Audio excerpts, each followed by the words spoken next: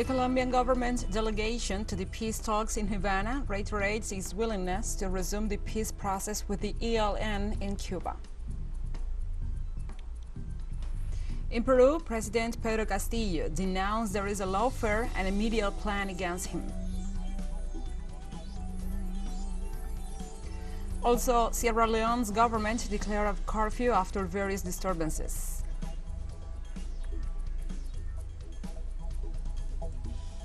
From the headquarters of TeleSUR English in Havana, Cuba, this is From the South. I'm your anchor, Gladys Quesada, and these are the news. The Colombian government delegation to the peace talks in Havana reiterates its willingness to resume the peace process with the National Liberation Army, the ELN, in Cuba. In a first statement, Colombian Foreign Minister Álvaro Leiva Durán thanked Cuba for its support and said the Caribbean island was a land of peace, highlighting also its role as guarantor country. Likewise, Durán said that for more than 40 years, Cuba has received several Colombian delegations in search of developing different peace processes, not only with the extinct FARC, but also with different guerrillas, and recalled that Havana was the venue for the dialogues between the Colombian state and the former guerrillas as a guarantor region of the final agreement.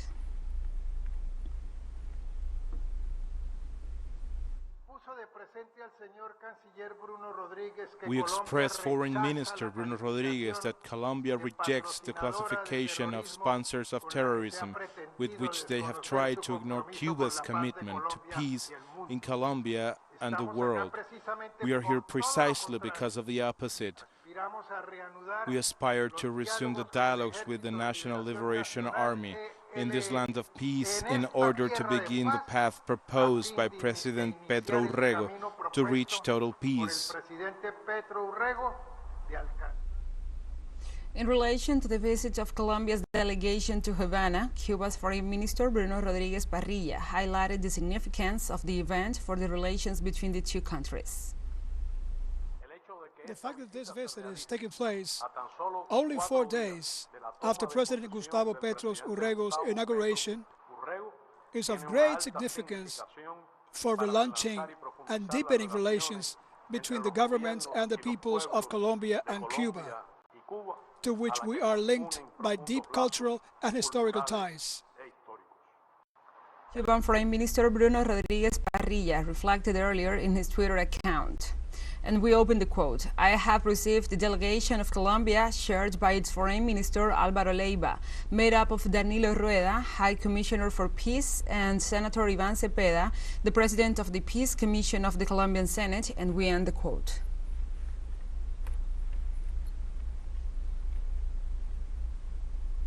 Venezuela's President Nicolás Maduro Moros appointed on Thursday former Foreign Minister Félix Plasencia as his country's next ambassador to Colombia as part of the re-establishment of diplomatic relations between the two nations. I want to announce that former Foreign Minister Félix Plasencia, who was ambassador to the People's Republic of China,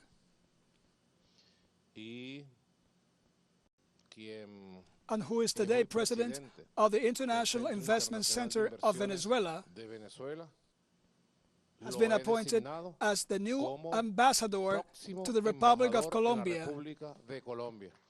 And the Foreign Ministry of Venezuela has already requested the approval of the Foreign Ministry of Colombia.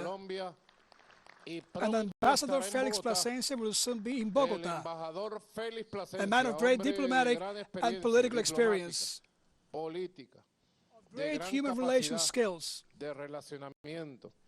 And well, we will continue, step by step, firm steps, advancing in the re-establishment and rebuilding of diplomatic, political, and commercial relations. For his part, Colombia's President Gustavo Petro appointed Armando Benedetti as the new ambassador to Venezuela in the context of both nations' endeavors to re-establish diplomatic, commercial, and political relations. I have decided, in response to the Venezuelan government that has appointed an ambassador who will be responsible for normalizing diplomatic relations between the two countries, to appoint Armando Benedetti as ambassador of Colombia to Venezuela, hoping for the approval of this government and also with the difficult task of normalizing relations between the two countries,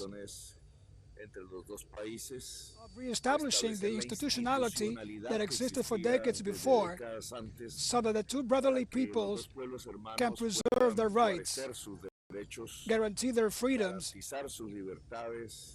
and ensure that between Colombia and Venezuela they can build wealth for both peoples. Venezuelan authorities, workers' groups, and the social movements went to the Argentinian embassy in Caracas to protest against the illegal seizure of a Venezuelan aircraft and the detention of its crew. During the demonstration, the deputy to the National Assembly, Pedro Carreño, delivered a document to the ambassador of Argentina in Caracas, Oscar Laborde, in which he expresses his rejection of the retention of an aircraft from TeleSUR airline, a subsidiary of Conviasa. In the text, the Venezuelan authorities condemned the illegal kidnapping of their crew members, and at the same time they urged to build bridges of dialogue with the Argentinian government to free their nationals. During the action, the relatives of the crew members also made a statement and asked the Argentinian people to support their demands.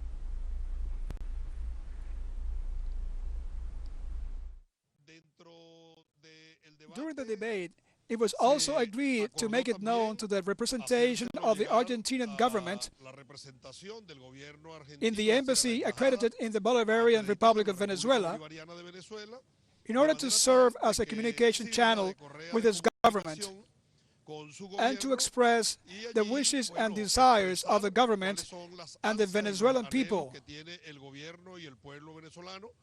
in the face of a retained vessel and the illegal kidnapping of Venezuelan compatriots who are part of the crew. And the Minister of Transportation of Venezuela, Ramón Velázquez, emphasized that the steal of the Venezuelan airplane is evidence of a violation of international law and binational agreements. We have been approaching the Argentinian institutions, and we have also approached the Civil Aviation Organization. So it is evident and more than proven that there is a violation of international law as typified in the Chicago Convention of 1944, where countries commit themselves to comply with international regulations. The bilateral agreements have been violated, and we're always exposing our ethical reasons and our truth as people and as airline represented by TeleSUR. We also take advantage of this moment to deliver to the ambassador of the Republic of Argentina the communique and the feeling of the workers of Conviasa and TeleSUR, where we exhort to build that bridge with the Argentinian people. We'll take a short break now. Join us again after this.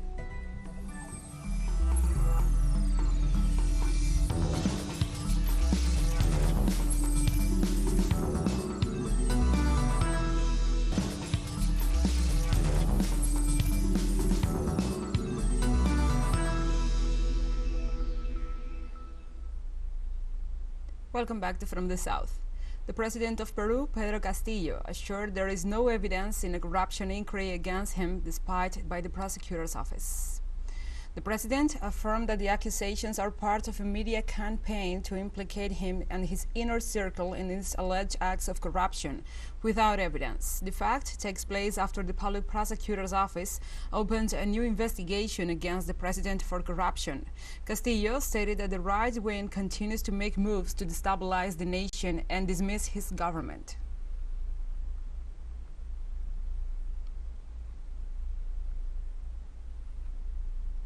Social organizations mobilized in several Brazilian cities to reject the policies of President Jair Bolsonaro and his attacks on the electoral system. According to international media, the initiative is due to concerns over the defense of elections and the sovereignty of the popular vote, threatened by political violence, disinformation, campaigns, and attacks on the institutions. Among the groups mobilized are the Brazilian Popular Front, People Without Fear, Fear student movements and the Landless Rural Workers movement, which also joined the various mobilizations of student organizations in defense of education. The criticisms against the head of state are also due to his recent statements against some institutions, including the Superior Electoral Court.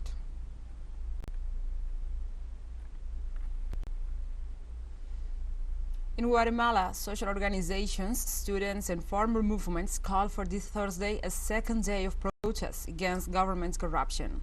Demonstrators gathered at the entrance of University of San Carlos before the start of the rally that aims to demand an end to the complicity of the state with corruption and a solution to the economic crisis that has worsened under the administration of President Alejandro Yamatei. The mobilizations denounce business with the COVID-19 vaccine, mismanagement of the pandemic, increasing poverty, and the high cost of living. They will also demand from the government serious and objective economic actions to stabilize the cost of basic food baskets.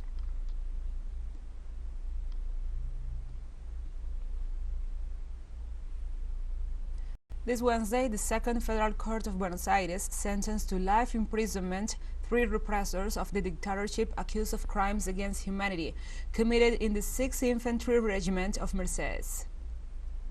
Martín Eduardo Sánchez Cini, Emilio Pedro Morelo, and Horacio Linari must go to prison immediately for unlawful deprivation of liberty, torment, and homicides committed between March and July 1976 against 37 people, 8 of whom were murdered or disappeared. In the same proceeding, the court ordered the immediate release of former 2nd Lieutenant Luis Alberto Brun and the former 1st Corporal Rubén Osmar Andrade. Pablo Yonto, the lawyer of the victims, informed at the end of the trial that testimonies of the teacher Rocio Ángela Martínez's children provided their evidence as witnesses.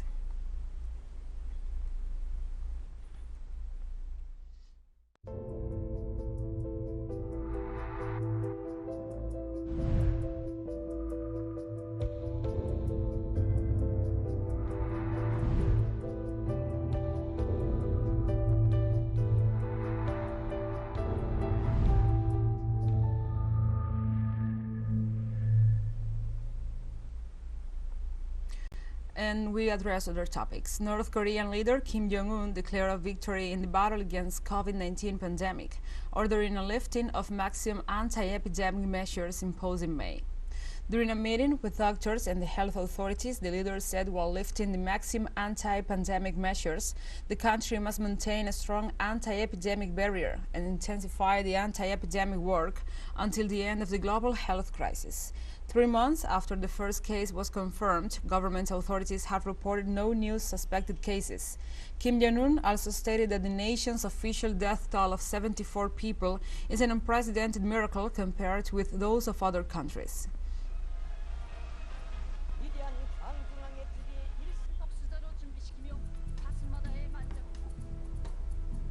And we have more news coming up after a final short break, so stay with us.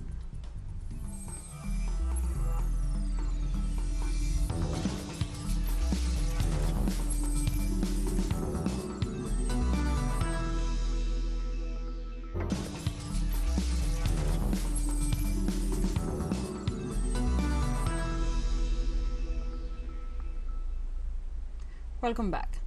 An undetermined number of people were killed in Sierra Leone following recent protests in the country. Demonstrations were called in Freetown, the nation's capital, and in the north of the country against the high cost of living. Citizens indicated that the economic situation in Sierra Leone has worsened since the beginning of the COVID-19 pandemic, with a worrying increase in inflation to 40%. The government declared a curfew after the various disturbances registered.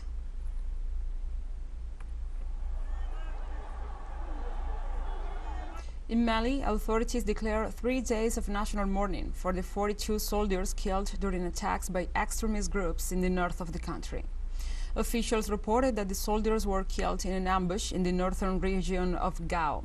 A similar attack was recorded in the country last Sunday linked to Al-Qaeda groups where 5 policemen were killed. The country and its partners have been fighting off extremists for nearly a decade. In this regard, authorities reported that the attacks have intensified since the transitional government asked the European troops to withdraw from the territory.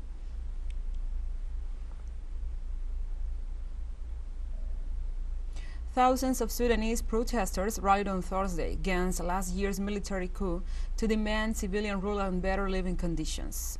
Demonstrators in downtown Khartoum reportedly shouted for the army to go back to their barracks and also demanded safety and security and free health care and education.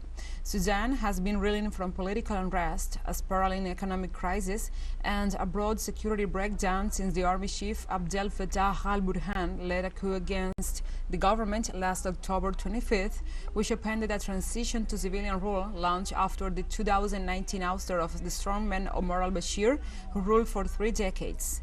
Since the coup, Sudan has experienced almost weekly protests and a violent crackdown that has so far killed at least 116 people. I see these initiatives as trying to divert people away from the effort that the resistance committees have been doing throughout these past months. The committees have put together charters, even committees in the region. The main solution is for all political forces to gather around the charters prepared by the committees, supported, and the committees become the leaders of any initiative to go forward. Any of these initiatives does not represent us as resistance committees in any way. We put these people in the lead to bring us justice, and none of them did, and we will only bring justice through the streets. At least 1 million people in Somalia have been displaced by the severe drought facing the nation, according to data from the United Nations. The agency's refugee organization reported that the drought in Somalia has reached unprecedented levels and is already affecting at least 1 million people registered as displaced. The director of the Norwegian Council for Refugees in Somalia, Mohamed Abdi, referred to the urgency of increasing the financing of international aid in view of the generalization of hunger throughout the country. Meanwhile, UNHCR's representatives in Somalia, Magari Wiz, drew attention to the effects of climate change and rising food prices as a result of the conflict in Ukraine.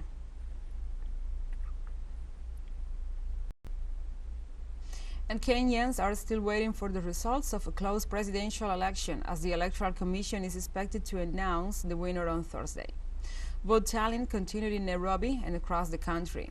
As people await the winner of the presidential elections, other elective seats, such as the members of the county assembly, senators, governors, members of the parliament, and the women representatives, were being announced.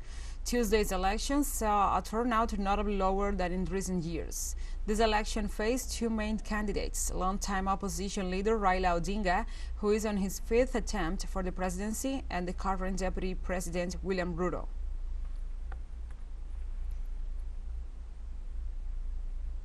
In Lebanon, a man whose savings had been frozen by his bank stormed a branch office, gun in hand, to demand the return of his money. The man took hostages and threatened to set himself on fire should the bank refuse to give him his money. The man, who is 42-year-old, has $209,000 saved in his account, but in the midst of the country's economic crisis, he's only been allowed to withdraw $1,000 over the last 3 years. The man needed the money to fund a medical treatment for his father. The president of the bank's Clients Association went to the bank's branch office to negotiate. The police kept order and they were held from bargaining into the building.